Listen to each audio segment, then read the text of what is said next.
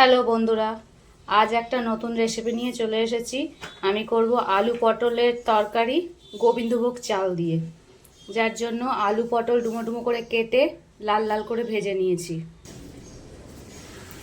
এবার আলু পটল ভাজা ওই তেলেই একটা তেজপাতা ফোড়ন দিয়ে দিলাম, আর দিলাম একটা শুকনো লঙ্কা।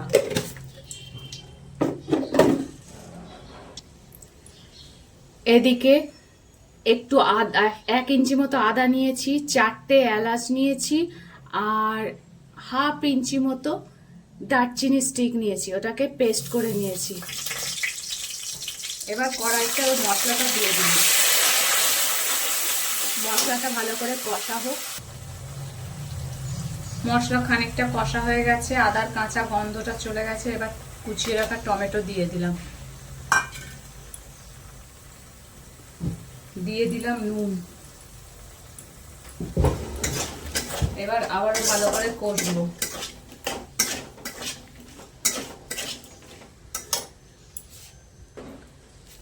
দিয়ে দিলাম হলুদ।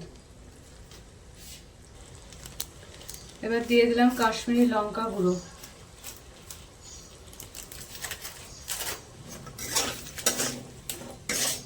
এবার ভালো করে কষা হোক।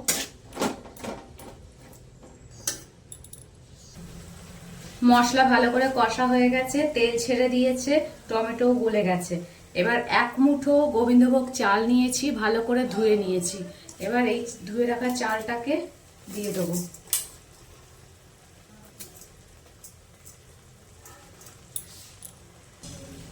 এবার চালটাকে মশলার সাথে ভালো করে ভেজে নেব।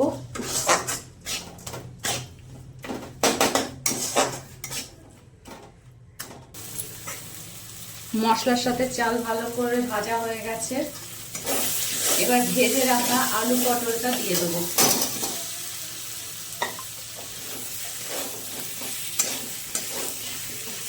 আবারও মশলার সাথে কষবো, ওই 1-2 মিনিট মতো কষবো।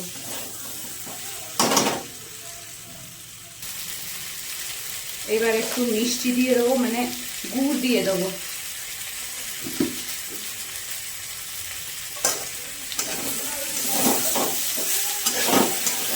কষা অলমোস্ট হয়ে গেছে, এবার জল দিয়ে দেবো।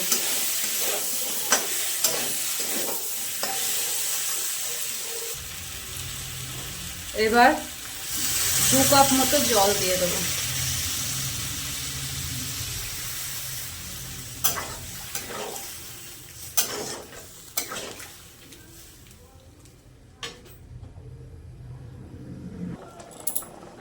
জলে ফুট ধরে গেছে। এবার চালটা আলুটা পটলটা সেদ্ধ হওয়ার জন্য গ্যাসটা মিডিয়াম আঁচে করে চাপা দিয়ে দেবো।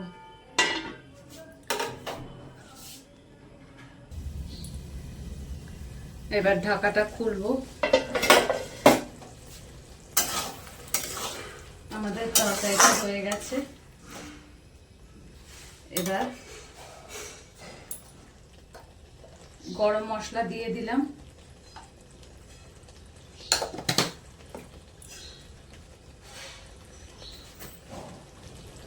আর ঘি দিয়ে দিলাম 1 চামচ।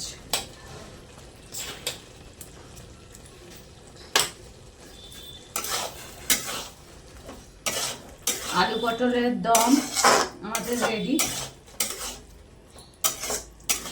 এবার গ্যাসের আঁচ বন্ধ করে চাপা দিয়ে রেখে দেবো 2-3 মিনিট।